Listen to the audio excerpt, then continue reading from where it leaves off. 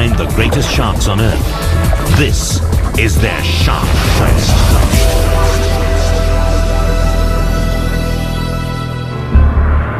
The waters off the southern coast of Australia, and a shadow materializes into an awesome predator ready to catch the unwary. In a sea as vast as the Southern Ocean, the gentle sound of a petrel feeding on the surface could go unnoticed, but its rhythmic paddling acts as a beacon underwater. The vibrations send out signals clear only to those equipped with gear fine-tuned to detect these waves. Invariably, the one with the best means is a predator, and in this case, one of the most powerful of marine hunters, the great white shark. Grows over 6 meters long and reaches more than 3 tons. A streamlined body for speed and stealth. Notoriously feared as a man killer.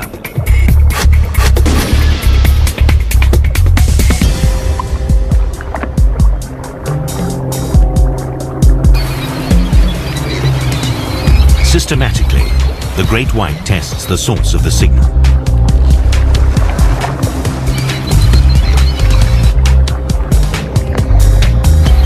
Surprisingly, the petrel doesn't move much.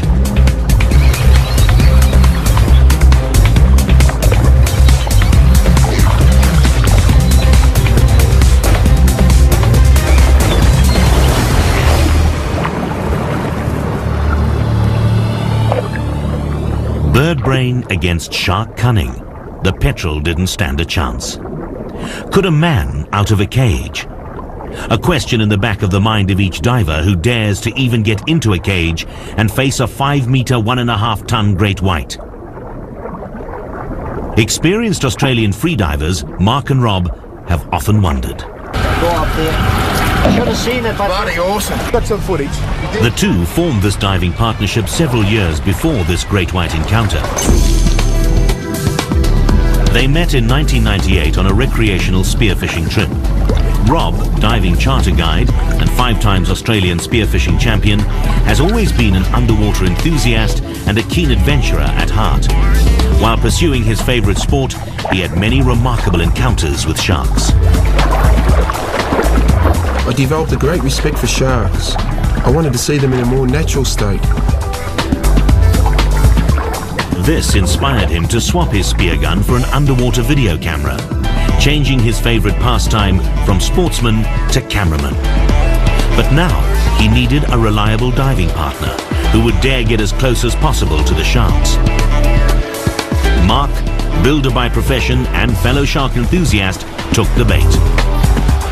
Mark and I teamed up as dive partners because we both shared a passion for adventure and a love of sharks. My first interest in filming came after seeing sharks while we were spearfishing, trying to take our fish. Generally not showing interest in us, I wanted to bring these experiences home because telling a story, most people wouldn't believe you if you encountered large sharks and you're still here to tell the story. Now, during all their spare time, the two new friends travel around Australia in search of the most remarkable sharks to film them in their natural environment.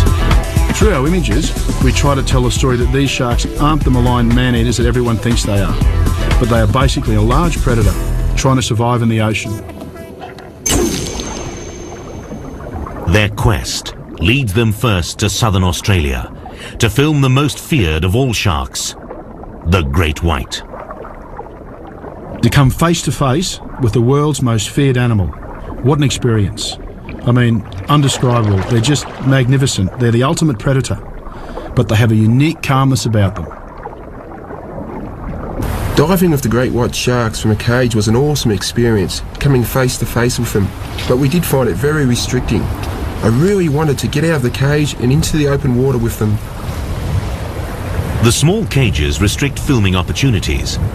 On the contrary, freediving would mean being able to follow the shark without any limitations and film close-up footage. But Australia's restrictive laws ban any diving with great whites out of a cage. So Mark and Rob fly to another continent where rules are a little more lenient.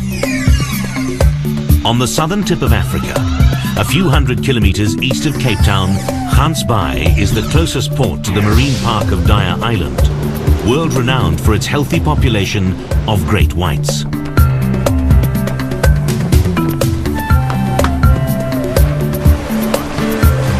Mark and Rob chose to dive with Andre Hartmann, a man known worldwide for his great white dives out of a cage.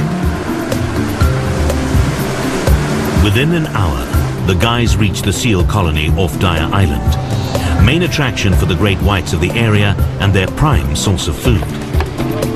The South Africans throw a large bait into the water, a much debated practice, but nevertheless one used by all operators here to entice the sharks away from their usual prey of seals and closer to the boat.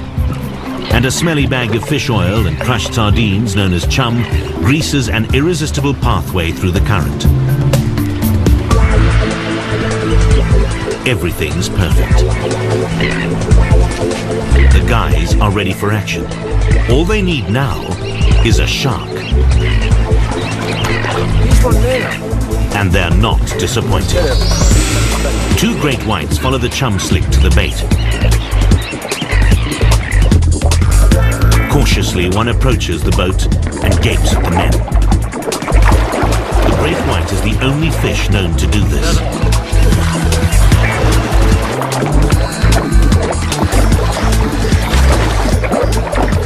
Various sharks move closer to investigate the bait. These sharks do seem a fair bit more relaxed than the ones over in Oz, eh? A bit more slow moving, not as deliberate, aren't they? The only problem is we've got up to 5 or 6 sharks here that we've seen already this morning, so just have to keep our eyes out.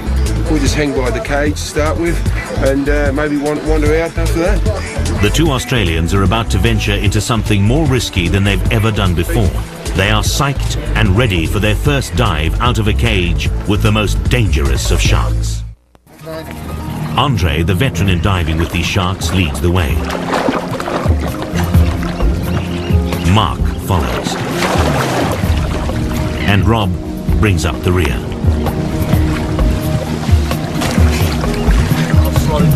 First time, open water with a white shark. Should be great fun. He slips into the water without hesitation. But Mark's and Rob's nervousness shows. They stay close to the cage, making sure their backs are covered.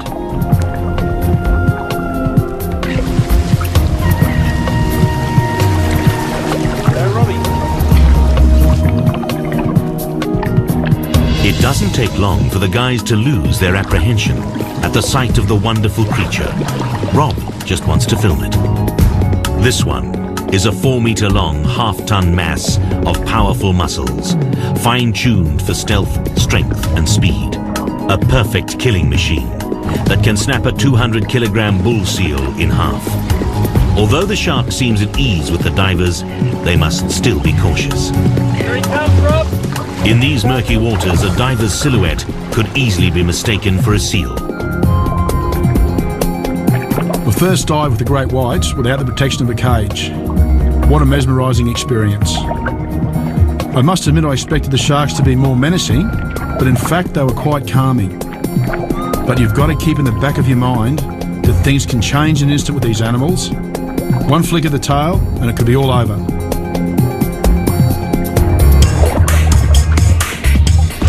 Mark and Rob make it look very easy. They convey confidence underwater. Could the sharks feel this as well? The reasons for the sharks' relaxed manner are probably many. But the fact remains that free diving with great whites is a potentially dangerous pastime, especially when a shark tries to taste and feel the moving object. Sharks do this when they come across an unfamiliar object. Lacking arms and hands with which to grip and touch, the shark uses its mouth instead. Mark and Rob know the risks involved in free diving with these menacing creatures, but their enthusiasm for filming and admiration for sharks overshadow any trepidation they may have felt before the dive.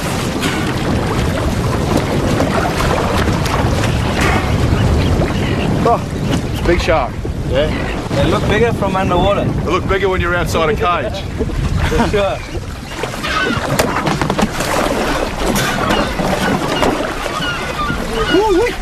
Sensational. Face to face with a 4-meter great white. One of the highlights of my life. Absolutely amazing. Woo-wee. Unbelievable. Now, it's quite dirty water, but just come right in, sit there.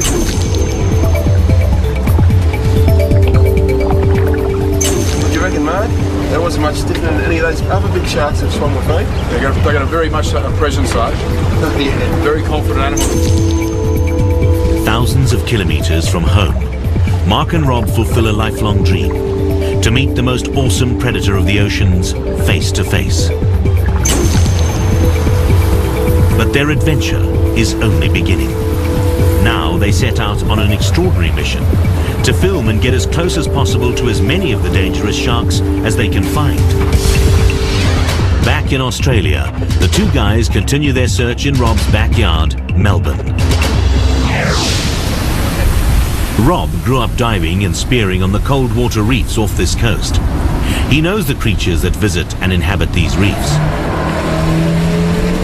Autumn is an exciting part of the year.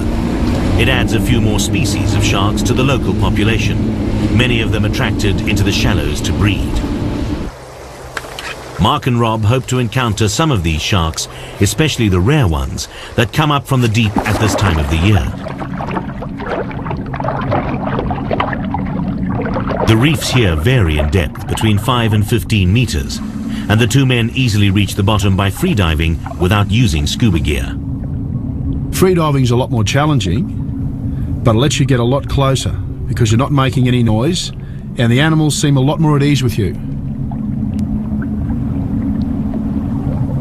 Both Mark and Rob make holding their breath while diving seem quite easy. But it takes stamina and dedication to be able to dive over and over again for several consecutive hours, each time staying at the bottom to film for a few minutes. I can hold my breath for up to 3 minutes while freediving, but most of my dives are 1.5 to 2 minutes. With patience and perseverance, the two men eventually find the sharks that inhabit these cold waters. The Port Jackson is a creature of habit, which returns to the same area each breeding season. This harmless shark seldom grows to more than a meter. It possesses the remarkable ability to feed and breathe at the same time by pumping water in through the first gill slit and out through the other 4, leaving the mouth free to grab and chew on sea urchins and crustaceans. Not all the footage of peculiar-looking animals is of sharks. During their search, Mark and Rob find unique little things as well, such as this weedy sea dragon, a protected species which lives nowhere else in the world. Although here in southern and western Australia, it is a common inhabitant of the reefs and seagrass meadows. Hiding in the same seagrass, the guys spot an elephant fish, a species which lives at depths greater than 200 meters for most of the year, but swims up to the shallows to lay eggs. We're very lucky to see these fish. What I find fascinating is they hardly resemble either shark or fish. This species is more closely related to sharks than it seems. It is a chimera, a fish with a cartilaginous skeleton, but that's where the similarity with sharks ends. It has a jaw more like that of a bony fish than a shark, and a naked skin, a smooth hide with no fish scales or shark denticles. Its most distinctive feature is, of course, its sensitive nose, covered in sensory pores used to detect the movement and slight electrical currents of live prey like fish and invertebrates. Then, Mark notices something bigger looming over the underwater meadow. The large shape turns out to be a broad-nosed 7-gill shark. Reaches a length of 3 meters. Belongs to the most primitive group of sharks, a dangerous pack hunter.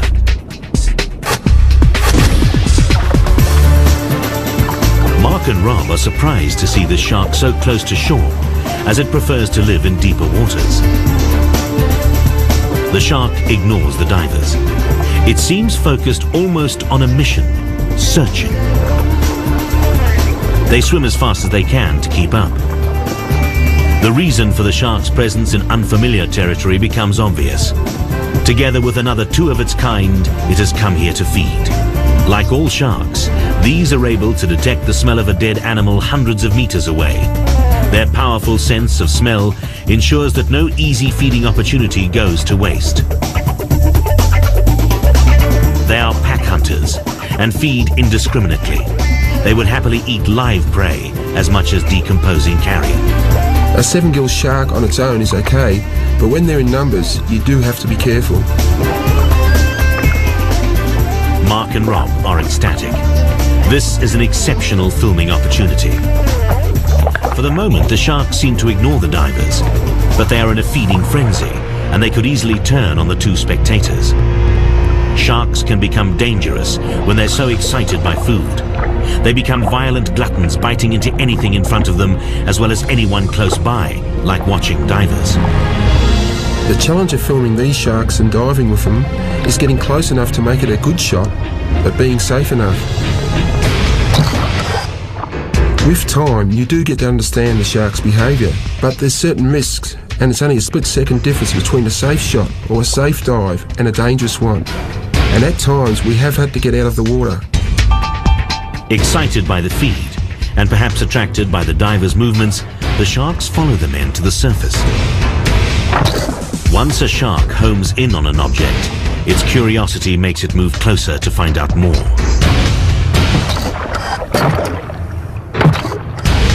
The situation becomes extremely dangerous, and Mark and Rob have to leave the water. But their excitement doesn't wane as they discuss their experience. That was sensational. See, the 7-gillers come right up to us. That one rammed straight into your shoulder. One waiting, there's another one there. They're ganging up on us.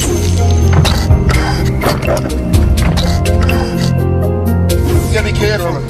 Beautiful shark, absolutely beautiful. Mark and Rob may be amateur cameramen, but they are skilled divers, and they understand when the situation calls for their respectful retreat. But not before capturing rare footage of sharks hardly ever seen by man and an unforgettable experience. Shark quest is not over. There are several more remarkable sharks worthy of the men's attention. Mark and Rob's search continues. Their passion and determination leads them beyond the barrier reef and into the Coral Sea, a 100,000 square kilometre region of crystal clear water dotted with isolated reefs. This is the haunt of some of the most notoriously menacing sharks on Earth. But their territories stretch over an immense expanse. Although some people fear that chumming may increase the shark's intentions to attack, Mark and Rob decide to employ the same technique that Andre used in South Africa. Firstly, because the Coral Sea is such a vast expanse of water, and secondly, because the lure worked so well with the great whites. It's the waiting game now. You can see the slick working beautifully over this reef system, then into the open deep water, and that's where some of the larger predators might be. We know they're here, it is just a waiting game.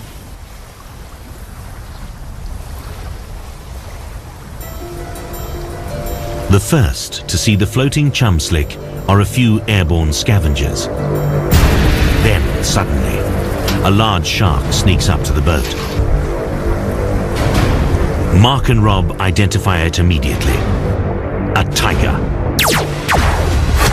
The second most feared shark on Earth. Reaches a length of almost 6 meters. Eats anything it can find, even humans.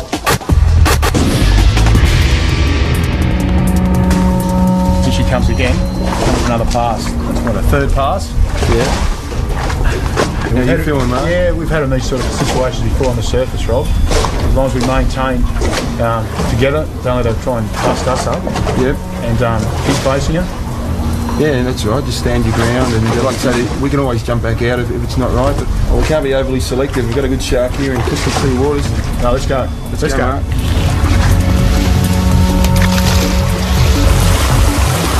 Set out wide now. Let's get in before it comes in. Be ready to go. Comes on? Yep, let's go.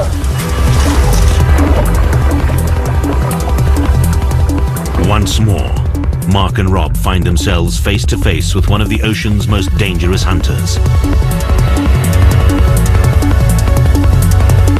Confidently and relaxed in appearance, she circles the two men, just like the great whites in South Africa.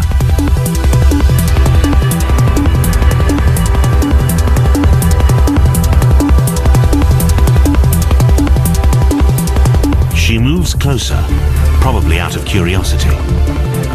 Then, they notice that her mood seems to change.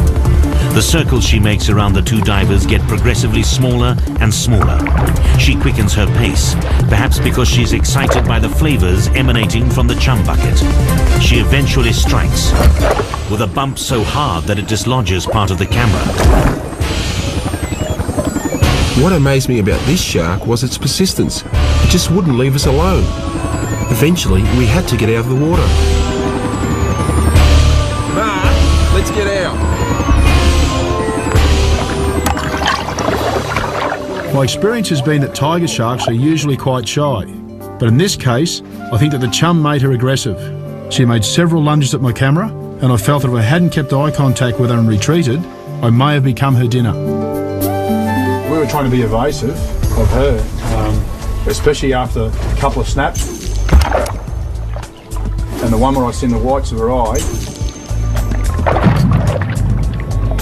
And at that stage, I thought to myself, it's time to get out. It's got to be. It was a good call to get out of the water. Oh, that's right. We can always evaluate it from here and just keep an eye on it. If the shark hangs around, we may give it a go later on, eh? Yeah, regroup and another plan of attack.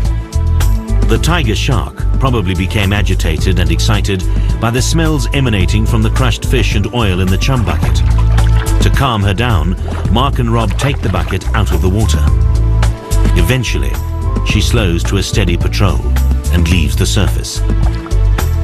But she doesn't go far from the boat. She sinks 20 meters below to the coral sea floor, where the two men can still reach her. She seems more relaxed and allows the divers to film her without harassing them. Silently, they follow her meanderings over the reef bed, filming her perfect predator's body camouflaged in this environment by her tiger-like stripes.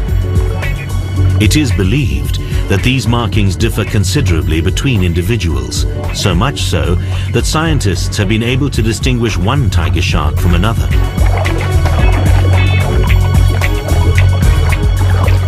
By now, even though the bucket has been removed from the water, the chum slick it caused spread far over the reef and attracted a few smaller species of shark, grey reefs.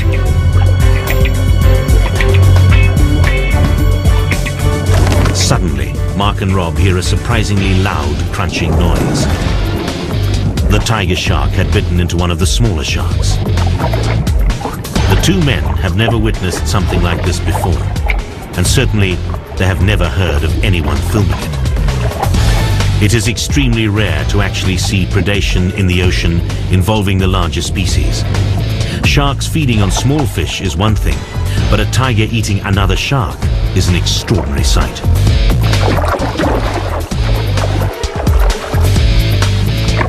Tigers are equipped with a varied set of teeth ideal for catching and eating a large diversity of prey. Their exceptional tooth configuration acts like a saw, tearing through the prey's body when the shark violently shakes its head.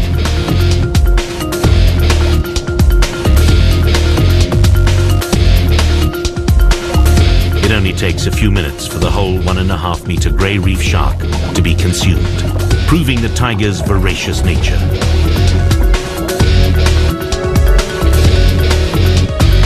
So close to a feeding, dangerous shark. This is better than Mark or Rob ever expected to film. That was well worth getting back in the water. Oh, it certainly was. Never seen the likes of it before.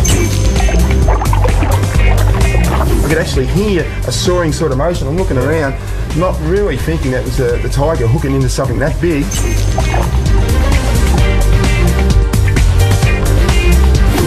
You just couldn't script something like that. That's just an amazing experience. That was up there with the best of them. Oh, certainly, yes.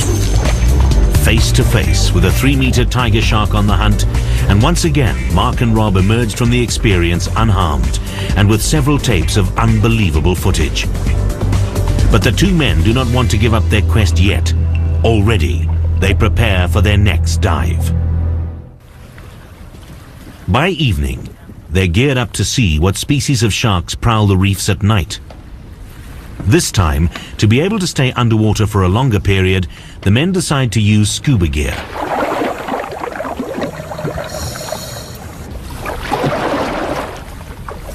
Some sharks are more active during the dark hours. Mark and Rob hope to catch a glimpse of something special. The reef comes alive under the spot of their filming lights.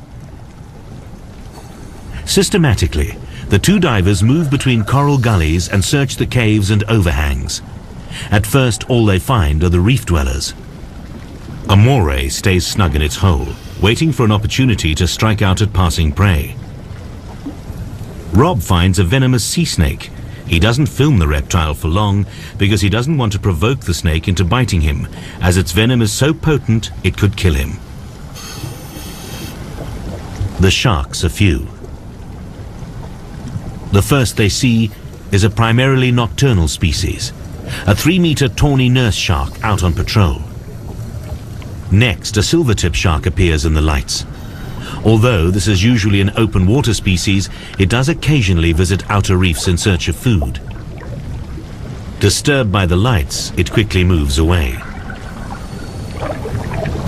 By the time their air supply comes to an end, they ascend without the memorable night encounter they were looking for.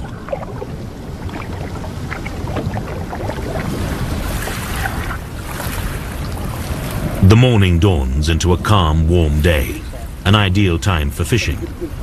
While Mark and Rob take a well-deserved rest, their friends search the open blue for the catch of the day. Lunch is caught quickly, but the panicking fish sends out distress signals, easily detected by one of the largest species of sharks, the great hammerhead. Reaches a maximum length of 6 meters, with an odd-shaped head filled with super keen sensors. The only species of hammerhead that would attack a diver. Its super sensors guide the shark directly towards the dying fish. Aggressively, it harasses the spear fisherman. At this point, most men would keep out of such a dangerous situation. But this kind of opportunity is ideal for Mark and Rob's quest to free dive with an awesome shark and film it as close as possible.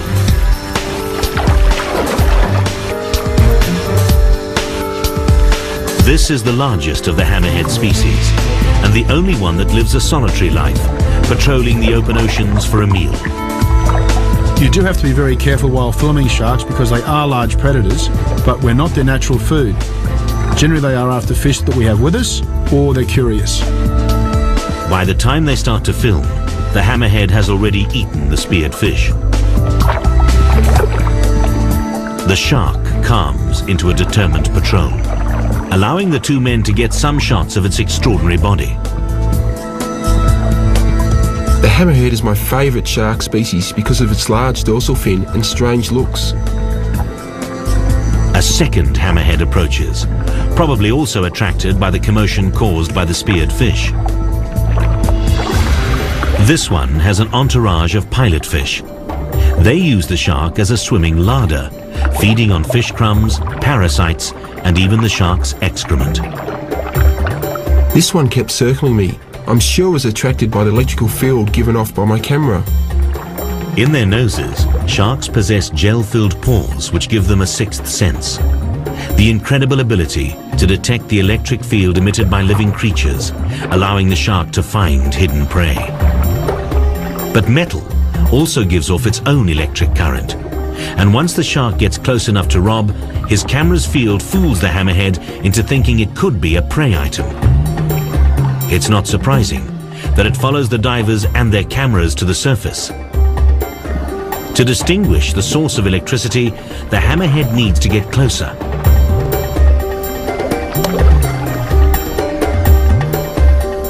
Eventually, it lunges at the camera.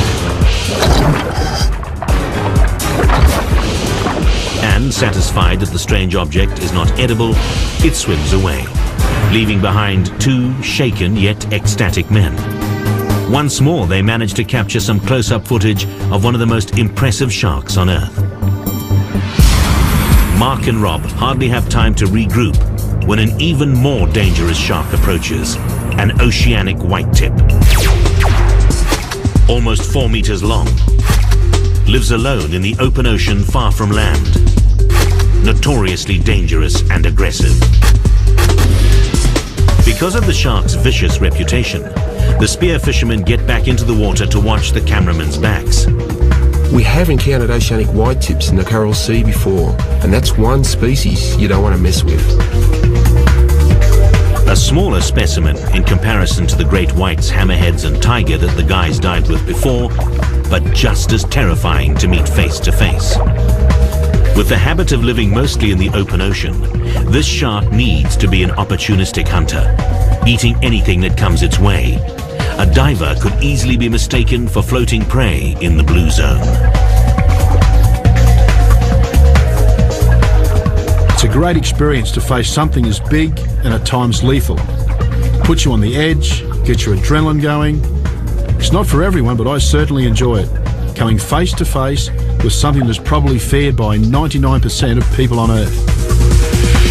And this is exactly the kind of encounter that Mark and Rob look for. A face-to-face meeting with a dangerous shark hardly ever seen by man, and some magnificent footage to show for it. Up to now, the Coral Sea yielded their best Australian shark experiences. Together with their South African great white dive, Mark and Rob have free-dived with the Earth's most notoriously dangerous sharks, and they've emerged with some of the most unusual visuals ever recorded. But the two guys are not ready to stop now. They are running out of places to visit where they could meet up with sharks. Then, they receive some exciting information. A rare once-in-a-decade phenomenon is unfolding at Turtle Bay. In less than a day, they travel across Australia to the west coast and to a bay famous for its nesting turtles, friendly dolphins, and of course, sharks. The only way to Turtle Bay is by boat. Mark and Rob prepare their gear during the trip so that they can be ready as soon as they arrive in the bay. What they're about to film could last a few minutes or several weeks. No one really knows. Mark and Rob knew that they were going to see a large school of Australian anchovies being attacked by a few predators, but they did not expect to see anything as huge as the phenomenon that met their eyes. Stretching from cliff to cliff of Turtle Bay, an enormous school of tiny anchovies swimming so close to each other that they turn the sea black. They have never dived among so much bait before. Their excitement mounts as they prepare for the dive. Underwater, they get their first impression of the most awesome of sights. A moving, living mass, made up of an endless stream of tiny fish, a sinuous silver curtain billowing in the gentle current. The amassment of tiny fish is known as a bait ball, and this is the biggest bait ball that Mark and Rob have ever seen. Millions of anchovies swimming as one. Rob plunges into the mass. Like a living organism, the huge shoal swallows him, creating a tunnel just large enough for him to swim through. In some places, the shoal measures 15 meters from top to bottom. Mark squeezes in from underneath. Thousands of tiny fish swimming so close together that they block out the rays of the sun. It was such an eerie feeling to be surrounded by this massive cloud of fish packed so tightly together. The reason for such a large gathering of baitfish is probably sparked by the plankton blooms and coral spawning that occur during the colder months of May and June. Although the anchovies come here most years to feed on the plankton, they usually form small isolated shoals. The last time they were seen in such an enormous bait ball was 10 years before. With all this bait around, I was hoping that large predators would come in to feed. The first ones they see are the pelagic fish, like the mulloway. Then the larger 1 meter long broad-barred mackerels rush in. With a sudden lunge, they forge lightning attacks to pick out one fish at a time.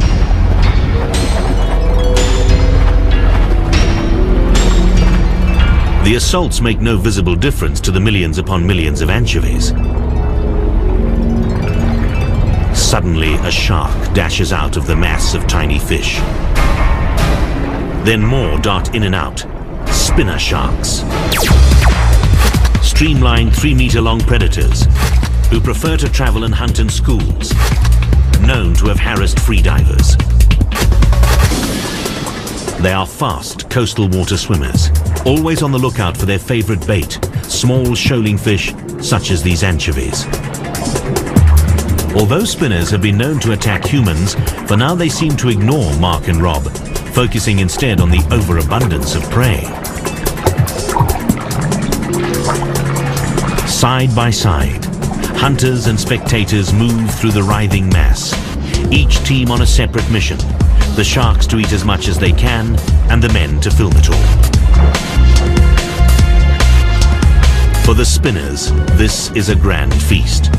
And for the two divers, this is a different kind of feast, a chance of a lifetime.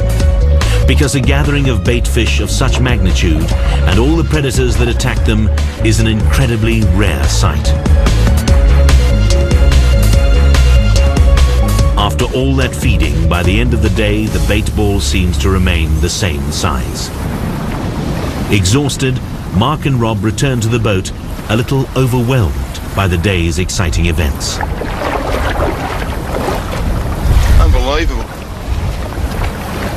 They decide to stay close to the action and spend the night on the boat, moored in a protected enclave of Turtle Bay.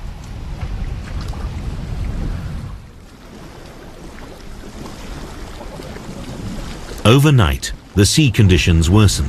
A northeasterly breeze brings a choppy surf. This does not intimidate the two divers in the least. Underwater, to Mark and Rob, the bait ball seems as enormous as it was the day before, and the spinner sharks eat as relentlessly as ever. But the visibility is considerably worse, as the choppy seas churn the ocean floor and sand and silt float in the water. The two men cannot see the approaching sharks, and at the same time the sharks cannot see them until they are too close to change course. This could become the most dangerous situation yet, being in the middle of a feeding frenzy in bad visibility. To avoid the possibility of getting bitten by a shark, the two guys decide to give up filming. The reason for the change in conditions soon becomes apparent. The northeaster brings a menacing weather front. The boat needs to be taken into the protection of the harbor. Mark and Rob are forced to return home. Regretfully, they leave the site after only a few memorable dives. They may never see so many sharks again. But they cannot keep away. 10 days later, they return to Turtle Bay, hoping that there may still be some action. To their astonishment, the huge bait ball of anchovies seems to be of the same size as when they last filmed here. Once underwater, they realize that the action has intensified and that there are more sharks in this one small area than Mark or Rob have ever seen. To them, it seems like every spinner in the ocean is here to feed on the bait ball. The sharks use all their 6 senses to track down areas teeming with fish where varying temperatures cause plankton blooms. What is evolving in front of Mark and Rob is a basic food chain, only of enormous proportions. I think the incredible part about this was that it took us out of our perceived normal routine of a person and put us into the food chain of nature, that we're an actual predator accepted by all these so-called feared sharks. It was just amazing. The sharks quicken their turns. They speed through the bait ball, prompting each other into a feeding frenzy. This is when good visibility becomes so much more important for both the two men and the sharks. Mark and Rob can see a predator approaching, and the sharks can distinguish anchovy prey and avoid a large human.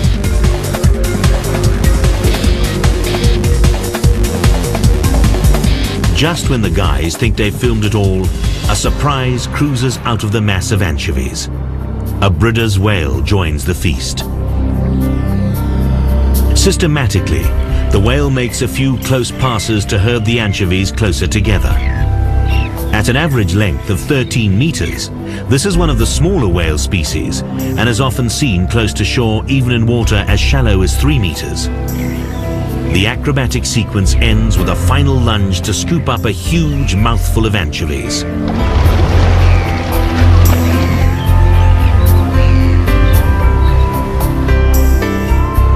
Methodically, it comes back for more.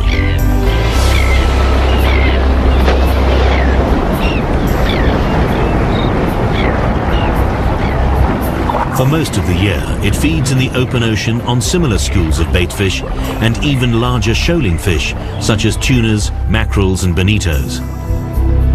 Unperturbed by the presence of the divers, the whale swims past only a few meters away. Unbelievable! You see it? The whale just comes straight over. Yeah, I was looking one way, turned around and just come thrusting through. It's unbelievable. This is a rare natural phenomenon hardly ever witnessed by man. An amassment of anchovies so huge that it keeps an army of predators feeding for several weeks, never harassing each other, but all intent on getting as many mouthfuls of baitfish as possible. What more could possibly happen to make Mark and Rob's experience any better than it already is? Day after day, the feeding feast continues. As long as the weather holds, Mark and Rob return to the water, never tiring or getting bored of this rare exhibition. The giants of the sea seem to gather in Turtle Bay. But the mantas are not here to feed on the baitfish.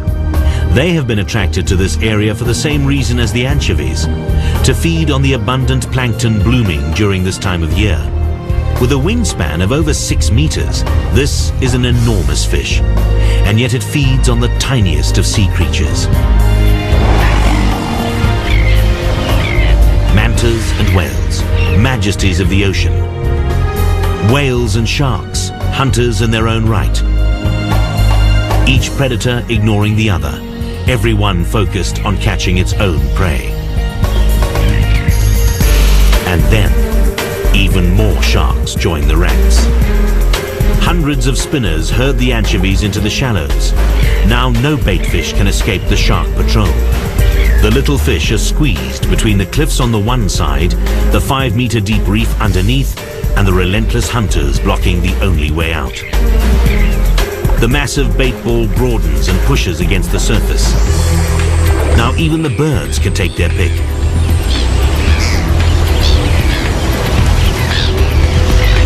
The gulls eat on the fly, while the heavier cormorant prefers to dive for his food.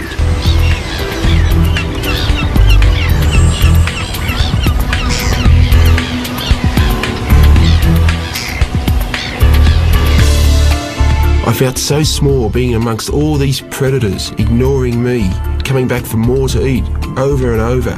They never seemed to get tired.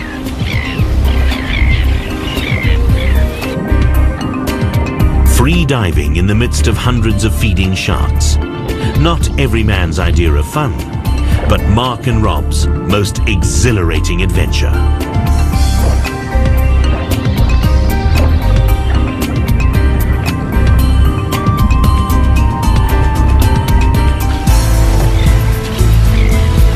The West Australian baitball experience was the pinnacle of my diving career. For a week-long period, we were diving every day with all the predators, the sharks, the gamefish, the whales, the manta rays. It was an awesome experience. I think this would be the absolute highlight of anything I've ever seen or done. To be accepted by nature as one, it was a very humbling experience, and one that everyone should have.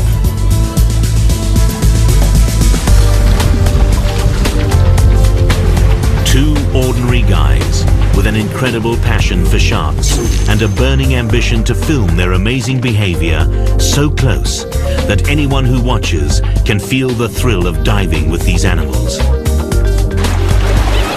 In pursuing this quest, they filmed rare and unusual sequences and developed an even greater admiration for the sharks that most people fear. Every time I got in the water with a different shark species, I found the experience as exhilarating as the one before. They need to be respected as formidable hunters, but certainly don't deserve their bad reputation.